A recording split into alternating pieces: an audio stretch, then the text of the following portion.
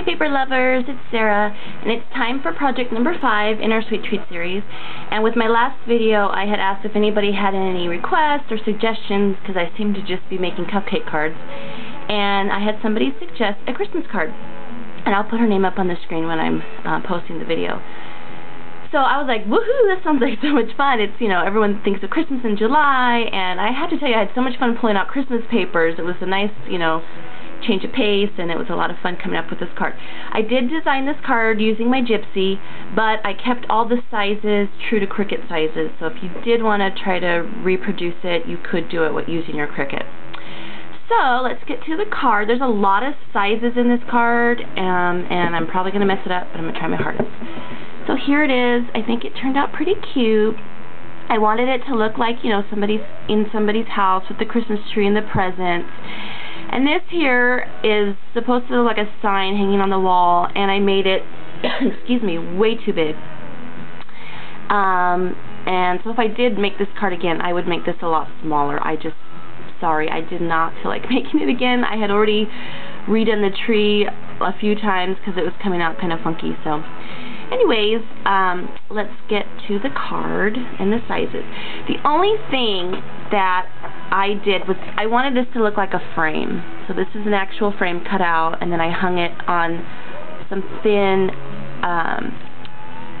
jute cord here, or hemp cord, and then I put a little brad to make it look like it was hanging on the wall. This frame I made in the Gypsy by welding two shapes together, and that is the only thing that you would need a Gypsy or Design Studio for. And what it is on page 44 in your handbook. It's this little rectangle here. I just welded two on top of each other, and one of them is, oh my gosh, I cannot even read my notes. How horrible. On real dial size, one of it is 2 inches by 1.5, and the other one is 2.5 by 2. I'm sorry, I hope that makes sense. I cannot even read my notes. So I welded those together, and that's what made my frame. But you don't have to make a frame. I mean, you could do whatever. Okay, so for my little Christmas tree, I just turned 4 hearts upside down to make a little tree.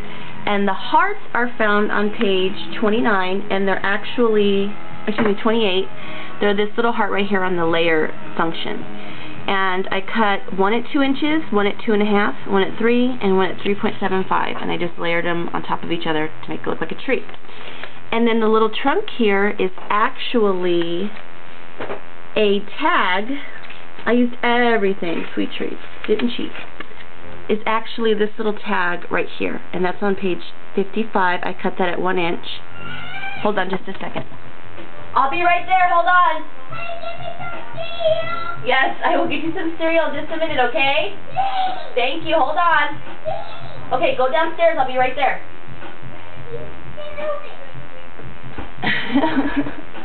That's my son.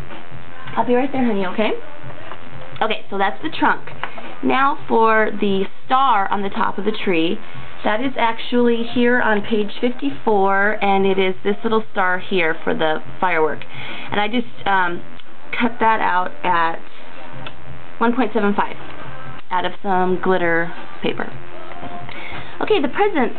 They're on page 46, 47, and 48. I cut them all at 1 inch, and I just used some various papers.